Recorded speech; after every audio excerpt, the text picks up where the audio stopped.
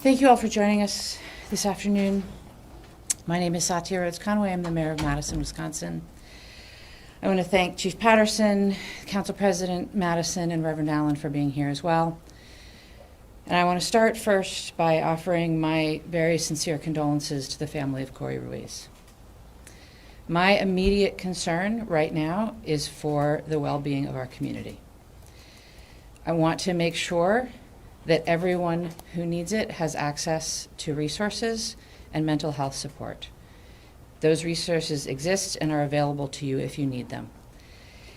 If you need urgent support, please use the 988 Lifeline. You can call or text 988 to be connected with that support.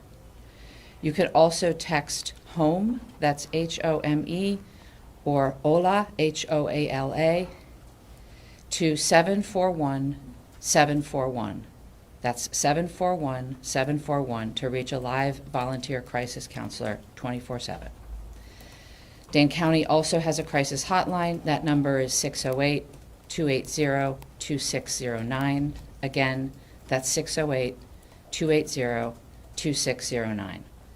There are also more resources available on the public health website, which is publichealthmdc.com/resources. This is an incredibly difficult moment for the Madison community, and I understand the very strong emotions that people are feeling. I am feeling them too. As a city, as a community, as a society, we have to do better. I want to be clear. It does not matter who you are or what your past is.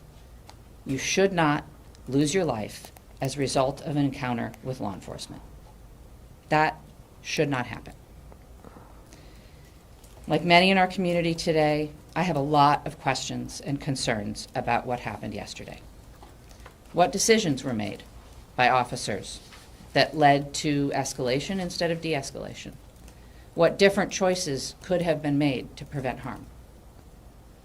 What needs to change in police policy or training or anything else to prevent more deaths? This officer-involved shooting must be rigorously investigated, and it will be. The process has already started with the Department of Criminal Investigation, but that's just the first step. The DA will play a role, as will the independent monitor and the Police Civilian Oversight Board. Our community deserves full transparency and accountability. It's really understandable that people want answers right now. I want them too. But the honest truth is that good investigations take time. We have to let the investigation play out, but believe me, anything that we can do on the city side to hasten that, we will. And beyond the formal investigation, I think there are questions that have to be answered. The days and weeks ahead, the Common Council and myself, as representatives of the community, will do our best to get and share information and to create spaces to have the conversations that need to be had. I'm going to let Council President Madison share more details about community listening sessions, but I also want to mention that there is a vigil tonight that's planned that I encourage people to attend if they feel so motivated. I also want to emphasize that the safety of the community is paramount right now. People have every right to peacefully protest, and I urge people to do that safely and to take care of themselves in the process. The city is working to help facilitate this. I'll close with this. Dr. Anthony of the Urban League said earlier today in their statement that public safety must truly include everyone. I quote that statement: "A just community must protect residents from violence and also protect them from unnecessary harm by the very systems entrusted with their safety. Public safety cannot be measured only by enforcement. It must also be measured by dignity, restraint, accountability, fairness, and the preservation of life," end quote. Madison should be a just community. We can be a just community. But we have work to do to truly be a just community. Now, hand the podium to Council President Sabrina Madison. All righty. First of all, can you hear me okay? Thank you. All right, so I guess for me, I start with Corey could be a Charles. Charles can be a Clyde who's stepping into the room. Clyde can be a Michael. Michael can be a Tony. Tony can be a LaShawn. A LaShawn can be a James. James can be a Randall. Randall can be Tyrell. I can go on and on and on and on. But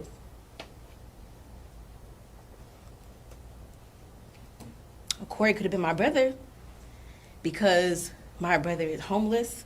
He often rides a bike when we meet up by the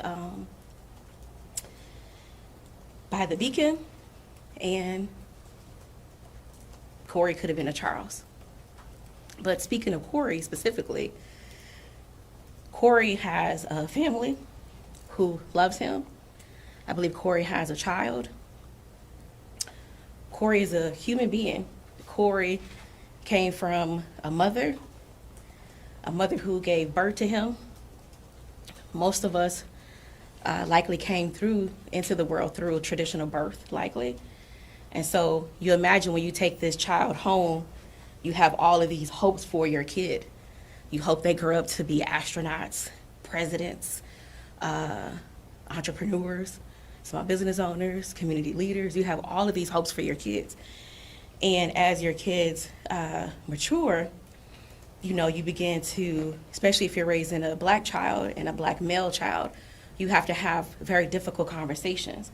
My son is 31, and I've had those difficult conversations, not just with my own son, but with my 3 brothers. So the conversations normally look like, don't go out by yourself alone. If the police stop you, you teach your kid all of these mechanics of what you need to do if you're stopped by the police. Make sure the police can see your hands. Pull over right away. Turn on all of your lights. All of these mechanics of just moving about the world, you sort of have to give this young black child all of these restrictions on how they move about the world versus this freedom that exists for white young men when you're raising white boys, for example. Most of us have friends who are white folks with little white kids, and I've never heard any of my female white friends with children giving their children the same directions that I have had to give my son. So I just want to go back to Corey is a person. He's a human being. He has a family. He has parents who loved him, who brought him home, who cared for him, who poured into him. And when you're raising a young person into adulthood, as they mature into adulthood, you begin to see some of those hopes that you have for them realized.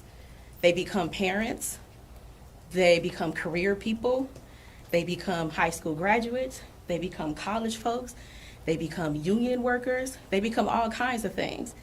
And so for me, first getting the call from, when you're council leadership, you get all the phone calls about emergencies. So, I get the phone call, and your first inclination is to get online and see what is happening. And, I get online to see what is happening, and I see a video of who I will learn later is Corey.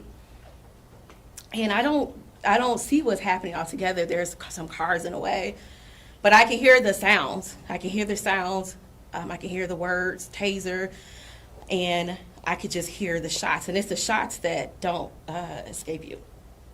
And then I finally see videos with a bit more detail. And I'm telling you, I'm like, my first thought is when the officer is walking away, why isn't he walking away in cuffs? That's my first thought. Because I'm looking at a Corey who can be a Charles, who can be a Clyde, who can be my son. and I'm angry. There's like no way around it. And while we know that there will be investigations and all of that, the thing for me is that his death is final. And for us who have lost loved ones and have grieved loved ones, or for some of us who may be taking a longer path to the passing of a loved one, it is a very difficult thing to experience. So my thoughts are with his family that nurtured him and poured into him, because they no longer have him, because his death is final. There's no coming back from death. So that's where my thoughts have been. I, of course, want an investigation that's comprehensive, that's complete, that's not bullshitting. You know, you want all of those things. And I don't want something that's like a 6-month process or a 9-month process. And we often hear that, you know, it can be a while. So I want to encourage everybody, not just, I want to encourage everybody that we should all be encouraging and pushing everyone part of the process. Push the Department of Criminal Investigations to investigate comprehensively and fairly and release information as soon as possible. We should be pushing and advocating for our district attorney to charge folks. When the community is reviewing the information, and may feel through that information we have received, the person should be charged. So I want you to engage your district attorney, our district attorney as well. I want you to engage the Office of the Independent Monitor, because like DCI, they are they an investigative body as well. Engage them. I want you to engage the Police and Fire Commission. I spent about an hour on the phone earlier today from an attorney out of the Milwaukee area and a local community member, and she serves for her local body's Police and Fire Commission. I want you to file complaints with them. I want you to file complaints with our local Madison Police Department. I want you to take every route to justice for Corey. I don't think you should limit yourselves. I want you to continue to reach out to the Common Council. I want you to continue to reach out to the county.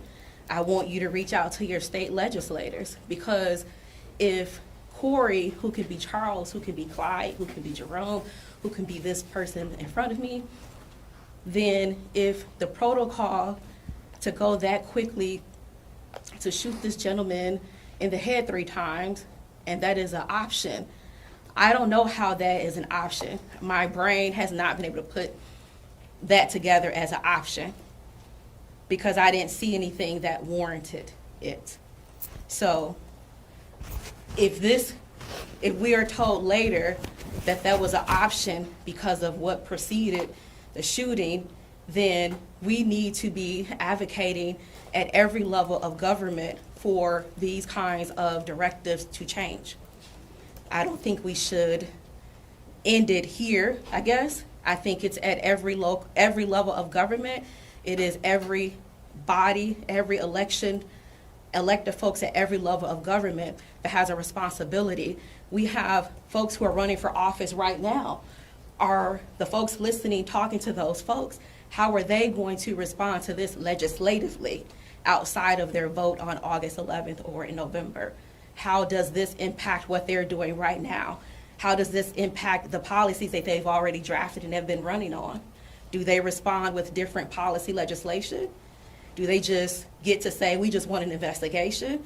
Well, if they're elected, they have a responsibility to the voters to update legislation around our police and across the state. So the other thing I want to say is I've spent a considerable amount of years giving back into the community and making myself available in tons of spaces. And I'm mostly private, because mental health is not something that any of us should take lightly. And I want to implore, especially other alders, to use services available to us. I want to implore community members to access resources. My assumption is that Pastor Allen will share some of that. But the Behavioral Health Center from Dane County is a really great resource and a really great confidential resource. I've made a ton of referrals and have had positive successes with them over the years. The other thing I want to say about the listening session,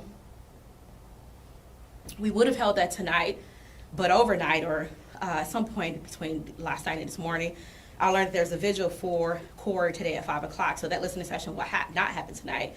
I expect to have an update hopefully by Monday morning because, when you're reserving city spaces, there's some logistics that you need to work out first.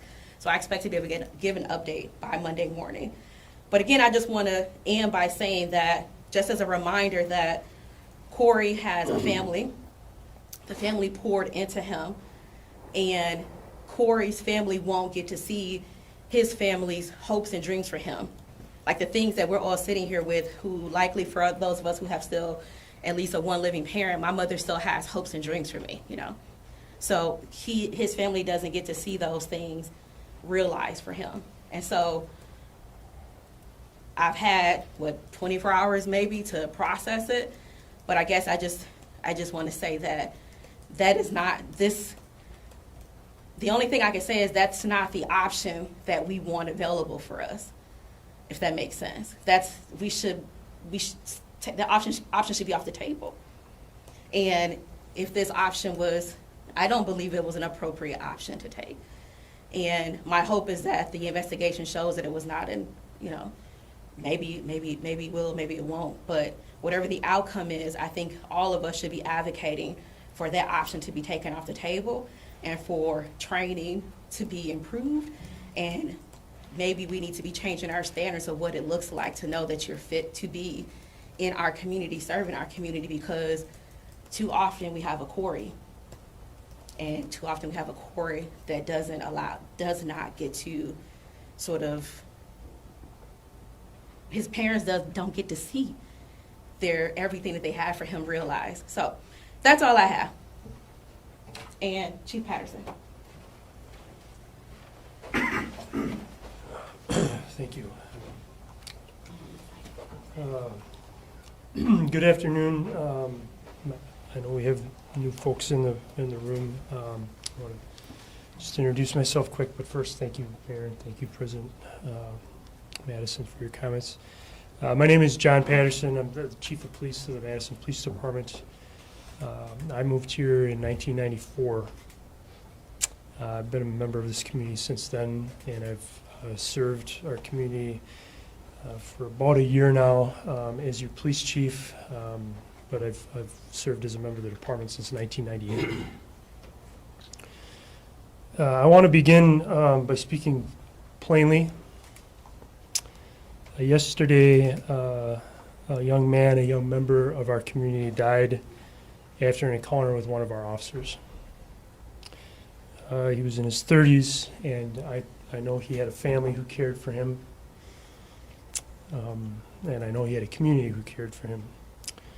His family is grieving today, and our entire community, I believe, is grieving alongside them. I don't want to rush past that fact to share with you what will come next. I want to take time to outline the process for all of you when a death occurs in any community in Wisconsin that involves police. This is an open and active homicide investigation right now. In accordance with state statute, long-standing practice, the Madison Police Department has called for a thorough and independent criminal investigation into yesterday's shooting. So at the request of us at the MPD, the Wisconsin Department of Justice Division of Criminal Investigation, or as has been called DCI by me and others in the past, they will lead this homicide investigation. As you know, DCI is a statewide agency. They have experience and expertise in these types of situations. These types of situations that involve police and police shootings. So they are fully in charge of this investigation. DCI is fully in charge of this investigation. During these investigations, their agents quickly respond to the scene. They process it for evidence. They thoroughly document the scene. They analyze video that they can find, canvas for video. They interview witnesses. They create their own documents. DCI will also release the name of the officer who fired his firearm at some point in their investigation, and I sincerely hope that is soon. Once all of the facts and information have been gathered, DCI will then present it to the district attorney's office for that review and decision. So this process exists precisely so that no department in Wisconsin investigates itself and its own actions involving its community members. I'm not going to stand here today and render a verdict or an opinion about what the investigation will find, because I believe that will jeopardize what we all want, which is independence, an independent review. What I can promise you is that this department will cooperate fully with DCI, and we will not hide from any aspect of this investigation. So I've been thinking a lot today about a former chief who led this department for 21 years, David Cooper. So long before community policing was a phrase that people seem to use casually now, he built this department upon that conviction. He built it upon something he would plainly say, that you cannot do the job unless you have the support of your community. Years after he left office, he wrote something that I think this department has to sit with very honestly right now. He said that the use of physical force by police is a sacred and public trust. He also said that more than the force a department uses, the less trust and support it has from the people it serves. The more force we use, the less trust we have. That is the tension that we are living through right now in this city, and I can physically feel it. I also want to name something directly because I know the city has not forgotten about it and will not be silent about it. And I referenced it somewhat yesterday, but this shooting happened a block and a half from where Tony Robinson was shot and killed by a Madison police officer in 2015. It happened near the same corner where Paul Heenan was shot and killed by a police officer in Madison in 2012. So 3 fatal encounters with your police department within roughly 14 years on the same handful of blocks. I'm not going to stand here and draw a legal conclusion about any of the 3, but I'm saying it because I think we all have to recognize it. We have to recognize the trauma that this community has gone through, is experiencing now again, and pretending that this is the first time would ask this community to forget trauma and forget losses endured. And I will not do that. Trust in this department is not something any of us can assume. It is by far our greatest commodity. It must be earned continuously, and I think it can be lost in a single afternoon. The thinness of trust in the city right now did not start. No, we can shut this down. You can stop talking because we don't want to hear anything you've been saying. You're going to say the same thing you all say every time.